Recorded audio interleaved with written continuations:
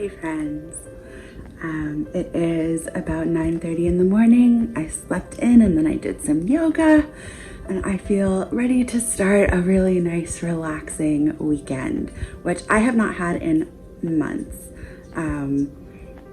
Between being sick and trying to catch up on work, I promise I won't talk about that like the whole vlogmas, but yeah, this feels like a special weekend because it's the first one that I've had in a while, and it feels good just to have a bunch of time kind of stretched out ahead of me without really anything that I must get done. I have things I'd like to get done, but I'm definitely going to prioritize rest this weekend.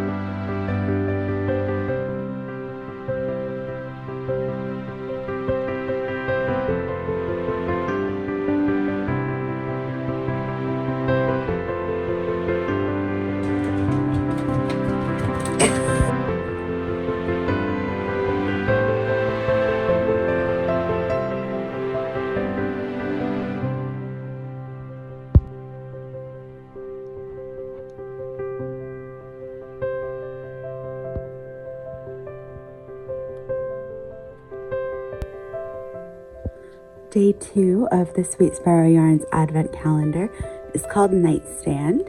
It is a soft, sort of smoky blue, and it comes with one of these little bulb stitch markers. And let's go look at the inspiration for this color. This is our bathroom nightstand, which we got at a barn sale at an old cider mill nearby, which was such a fun time. I got some baskets there. It was wonderful. We had been looking for some storage for our bathroom, and we saw this vintage nightstand and just thought it was really cute. You can see one of the knobs is twisted. Whoops. So let's take a closer look with the yarn. So that was the inspiration. I was very happy with the color match that I got on this. I love this color blue. It's blue, but it's also quite neutral, so it almost functions as, it doesn't make a big statement, but it adds a very pretty, soft touch of color to a space. And while we're here, sorry about the shadow, the bathroom window is right behind me. So these drawer pulls are not quite our style. They're a little bit, that V shape is maybe a little bit harsh. So I got some different pulls, which I will be adding actually during this vlogmas. So I have a little snail drawer pull and a mushroom drawer pull, which I will be putting on in place of these pulls. So this is the current state of our living room. It is couch cover and cushion cover washing day. So the cushion covers are all done and clean and back on the cushions. But the back cover, or like the body cover for the couch, is in the dryer still. So Reg is currently laying on the exposed spring area, or not exposed, there's like an interfacing cover over them, but it can't be very comfortable, but that's his spot and he is determined to be in it. So while we're doing this, I wanted to show you a trick that I've found very useful. Our couch is an IKEA Ektorp from 2013. It is still in really good shape. It's still very comfortable, but after a while, the cushions, the back cushions specifically, started to get flat. There, I turned you around because just looking at a blank cushion for minutes on end is not very interesting. So yeah, so for some reason they don't sell refill inserts for the back cushions. you can only just buy like an entire new couch, which seems silly. So let me show you something that I do. So I've unzipped the cushion cover, and if you'll notice, I have the cushion in here. And then I also have two little thin, like cheapy IKEA pillows. So I just add those in along with the big cushion, and it makes it nice and fluffy again. I am about to do something that has been on my to-do list for a long time. I think since probably like February of last year. And that is mending my tulip sweater. This is a pattern by Melody Hoffman, Bee Mandarines, and this is easily my favorite and most worn hand knit sweater that I've ever made. It has this very sweet scalloped edge detail, and I knit it out of an unspun yarn, so it's extremely warm. I got up for one moment to give Reg his bed to get it resituated on the couch because he needs several layers of softness, and now he's on my sweater. That wasn't the plan, Reg. Okay, we have gotten Reg off of the sweater.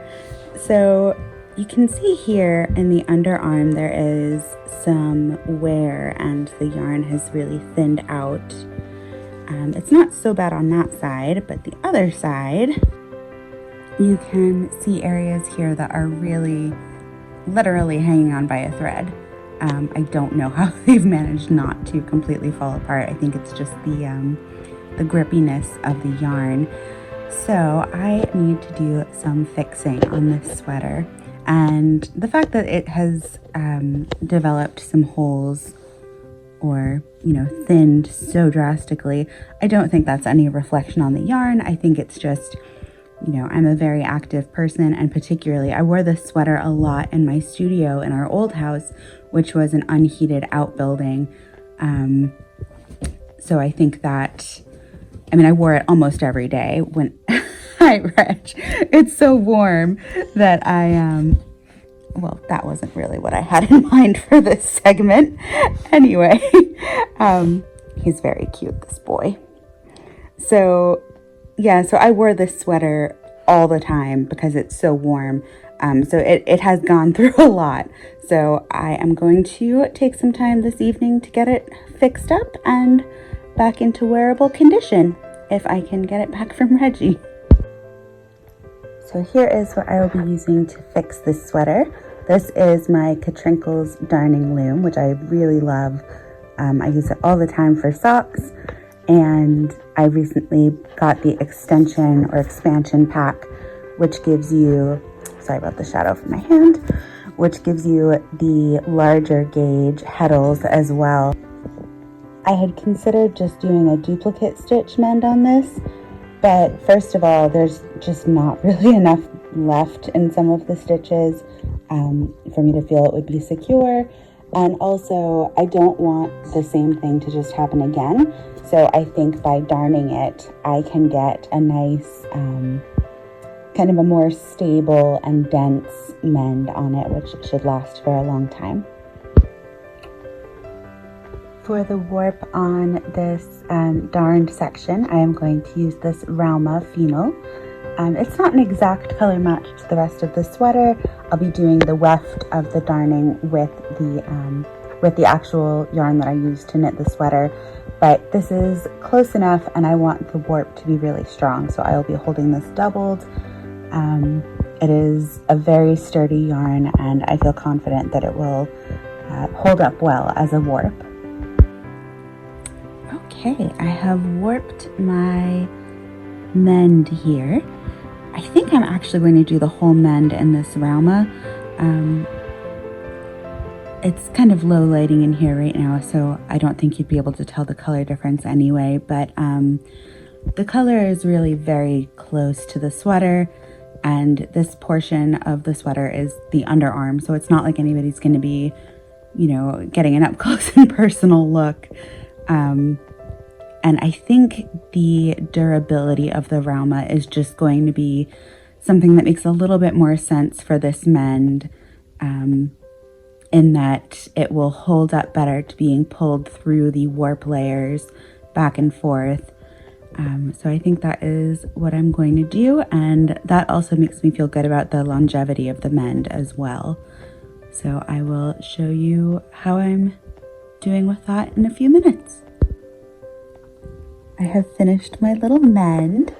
It is not invisible, and that is absolutely fine. Something that has really kind of changed my way of thinking about mending is an Instagram account, hi Bilbo, called Folkling. They are a vintage shop. I can't remember off the top of my head where they're located, but one of the things that they always point out in their posts are mends in their vintage pieces and how much character they add. So that has really kind of changed my thoughts about whether a mend looks perfect or not. So I'm very happy with this. I think it looks very sweet and it's really sturdy. I don't think I'm going to wear through this anytime soon. So this was the side that had really threadbare areas. And then the other side, I'll just do a very small little mend where there was just a stitch or two that needed a little bit of tidying up. So I will do that. And then this sweater, which is just one of my favorite things that I've ever made in any craft. I do need to give it a little bit of a going over with a sweater shaver because it has a lot of pilling because I wore it so often. But it will be going back into my wardrobe rotation, which I am so happy about.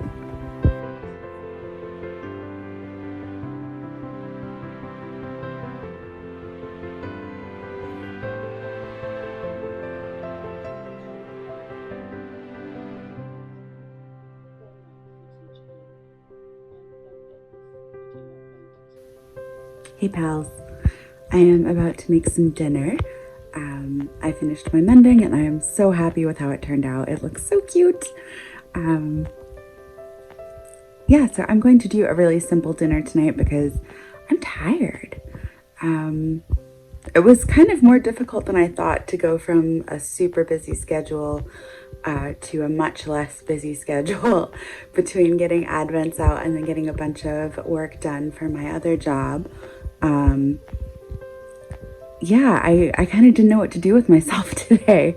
I felt like I should get things done, but I also just didn't really have the energy because you know, when you have a bunch of stuff that's kind of non-negotiable to get done, that adrenaline kicks in and you just manage to get it done.